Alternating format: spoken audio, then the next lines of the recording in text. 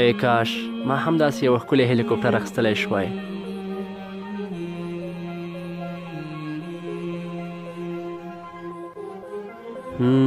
څومره ښایسته سپورټي موټر دی. کاش ما هم داسې یو موټر اخیستلی شوی.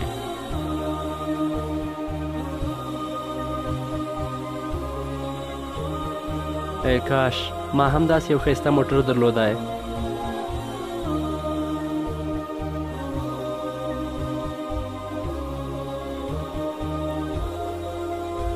ای کاش ما هم داسې یو ښکلی بایسکل درلودی.